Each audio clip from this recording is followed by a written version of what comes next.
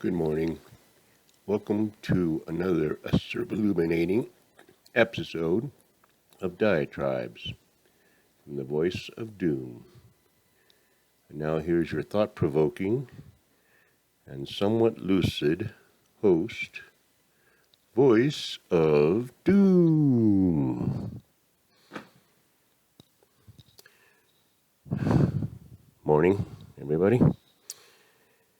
I feel rested and I feel pretty good. I have 2 days off and I haven't done a diatribe in a couple days, so I can do a few today.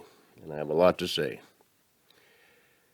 But I don't know if I can say it correctly because I have notes somewhat, but they're disjointed and they don't make any sense apart from each other. And yet they are all connected, and that's what I'm going to try to explain. Kind of get to the crux of every problem in, well, at least America, but if not the world. And it's very simple, and no one's ever said it, so it should be interesting. I'll start with my dismay, and I'll start with my annoyance and irritation that no one's ever going to hear any of this because nobody cares, and I can't get a groundswell of interest. And I think what I'm saying is important, and if it's not important, at least it's kind of witty, kind of funny. I mean, I'm kind of expounding on the same stuff everybody else is, but I kind of put it maybe in a way that's, light and sardonic and a little angry, but the whole thing. Maybe I do a lot of things that other people want to do on the news, but they can't. Maybe they want to get up and rant and rave at the madness, but they can't because they have to have a certain decorum. That's just the way it is. It's not network where the news guy gets up and goes stark raving mad and they get great ratings. If that was the case, well, news would be great. If the ratings were based on how mad and deranged the hosts were, then we'd have really interesting media. But that's my irritation, is nobody listens to me, and they probably never will. And it's irritating, but it's all part and parcel of what I'm about to say and how I'm going to tie everything together. Went through the news as usual, jotted down the highlights. It was exactly as it was yesterday to a certain extent. 3 bombings in Jalalabad. ISIS-K takes responsibility. So Petri Dish's plan is working. ISIS is killing the Taliban. I'm sure the Taliban will kill the ISIS, so he's brilliant. I know Pelosi, or whatever that thing is, was right when she said he's a brilliant foreign policy expert because look at how they're killing each other. Never mind that a bunch of kids and women got killed in the crossfire. That doesn't matter, as long as they kill each other. Haiti came from Chile, Haitians, Africans came from Brazil. Interesting. You wonder how, there's 15,000 people under a bridge, and it's like they're just standing there, and it's like they gave them a few porta potties, but other than that, 15,000 people just standing there waiting for I don't know what. But from the footage I've seen today, it's getting a little draconian on the border. They're using horses to herd people back across the river, and it's getting a little bit like, yeah, what I said way in the beginning is coming true. But Haitians and Africans, what happened to the Hondurans and the Guatemalans and the Nicaraguans or what have you? I mean, they were supposed to be the people coming up, and now there's thousands of Haitians and Africans. Where were they? They were in Mexico. Before that, they were in South America. Now, who knows what's going on in these countries? Haiti, they go through crap because of their own karma, and they should know what their karma is. It's an evil country, and they got to get it together. And they won't, so they move. And I looked at the map, and actually Haiti isn't that far from Chile, as the crow flies, so I don't know how they get there, but then suddenly thousands are under this bridge. Okay, that's another issue, because we're going to fly them all back to Haiti. So makes a lot of sense. Vicious circle is what I'm about to talk about. It's the theme of the show. Fly 15,000 people back to Haiti and Africa. How much does that cost? When do I get my free trip? I mean, every American should get a free round trip to Jamaica or the Bahamas or someplace because they can afford to send all these guys back after they've done this full circle. Come on. I don't want to go into detail. I got too much. So, along with that, we see a story about, well, a sideline that, some shooting in Russia looked like a terrorist shooting and 8 people killed in a Perm State University in Russia. So I think that, all the other countries are going to start to feel the effect of what America did, which is considered a retreat and a humiliating pullout by the rest of the world. It's not even that we ended a war. It's like we just went out unceremoniously and abruptly and quit and surrendered. That's what the rest of the world calls the brilliant evacuation of Afghanistan. So let's go on to the next issue. Indoctrination. Teachers with posters on their walls saying America KKK and F police.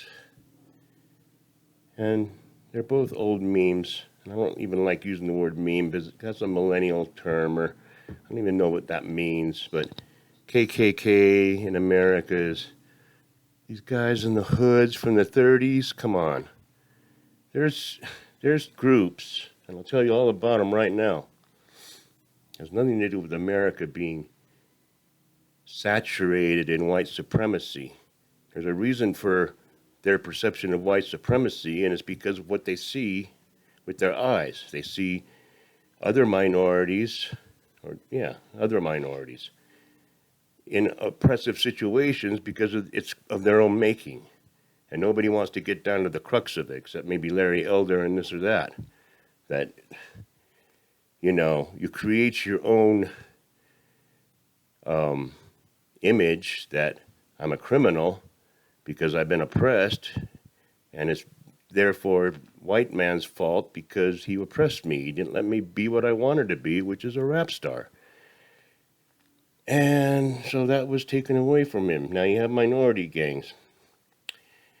And they are interested in crime and drugs and distribution and control of territory.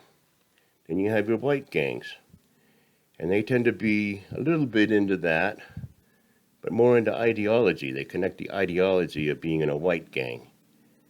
I mean, I don't think the Hispanics gangs, they want people from their own country, but, it's not an ideology with them. It's just, I'm comfortable with people from this country. And they're vicious, and there's viciousness everywhere. And nobody would ever want to report it, because if you see those gang parties in the inner city, no, nobody wants to go there. You'd be killed. So I chanted before my show, which is what I like to do. And I was contemplating everything, and then I realized everything's connected. And I realized the answer to the mother that I prayed for, and I realized I couldn't answer the question of why good people with good intentions are demolished with a Hellfire missile.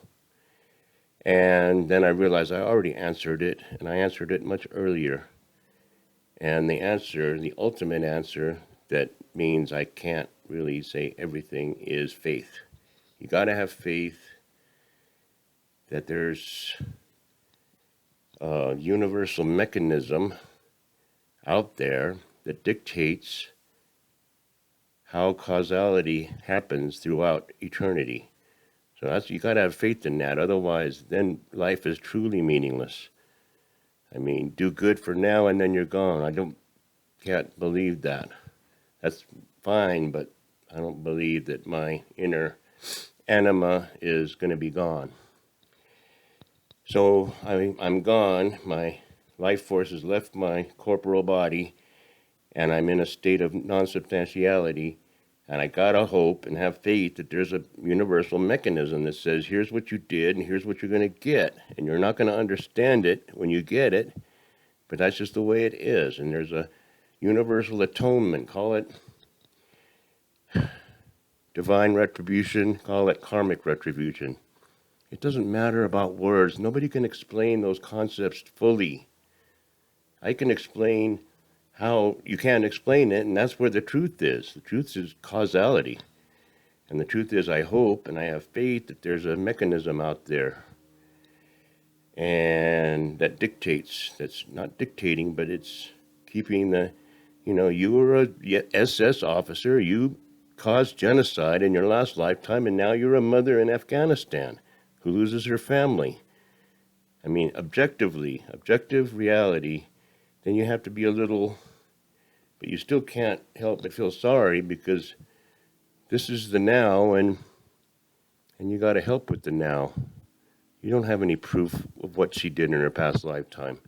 All you know is that she lost her family with a Hellfire missile for no good reason other than to make a very putrid government system look good on a sophomoric level.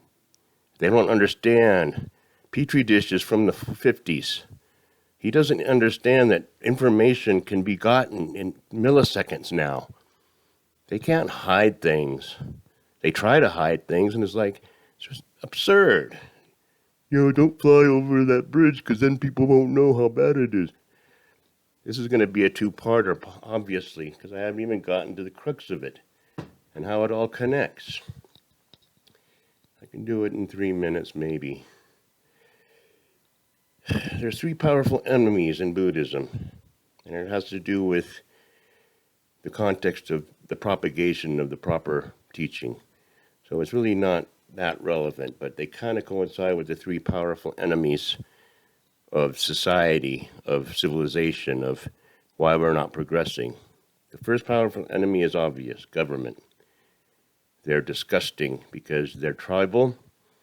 They don't care about solving problems. They only care about perpetuating problems in a certain way to blame the other person so they can stay in power. And everybody knows it now. That's why I laugh at people talking about the election and talking about submarines, because those aren't going to happen. We're down to the wire now. We're not going to have elections, and we're not going to have submarines. There's no money left for that, and they're fighting. Now NATO's breaking up. I don't want to get off the subject. Second powerful enemy. Basically the media, communication, the multimedia complex over the years has been an enemy to a certain extent. I'm not going to go into Marshall McLuhan and a whole soliloquy about that. You do your own homework. You know how the media's been. But there's a third powerful enemy that only I can tell you, and I'll tell you why.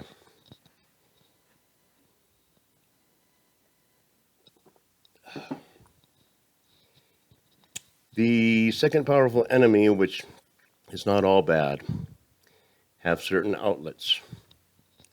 And those outlets try to tell us the truth. But they can only, they can't mention the third powerful enemy because the third powerful enemy is the very thing that keeps them able to tell the truth. And that third powerful enemy is an avenue. And it's named after the 4th President of the United States. And it is a,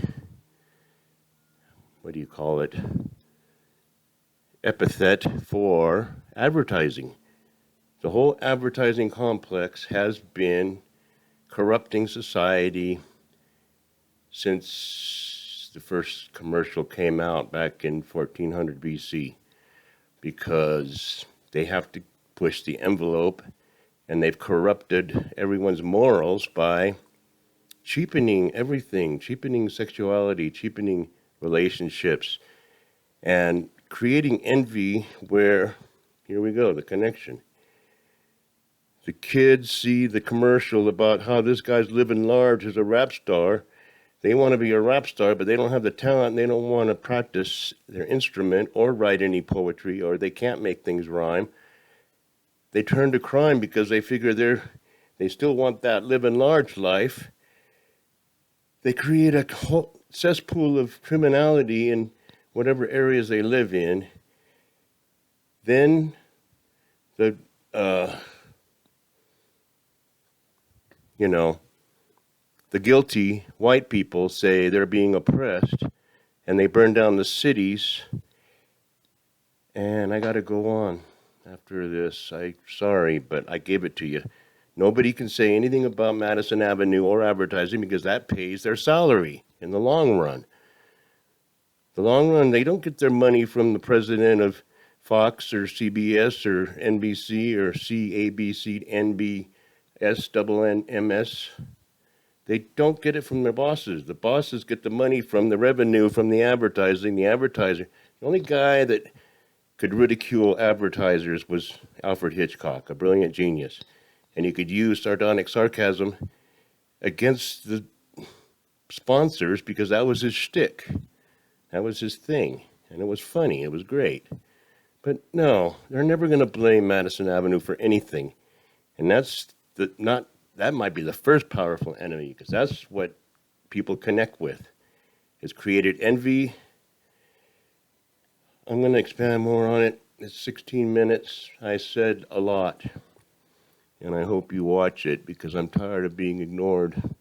And I'm not going to promote myself, because then I'm just falling into the same trap as them. So there you have it. Morning.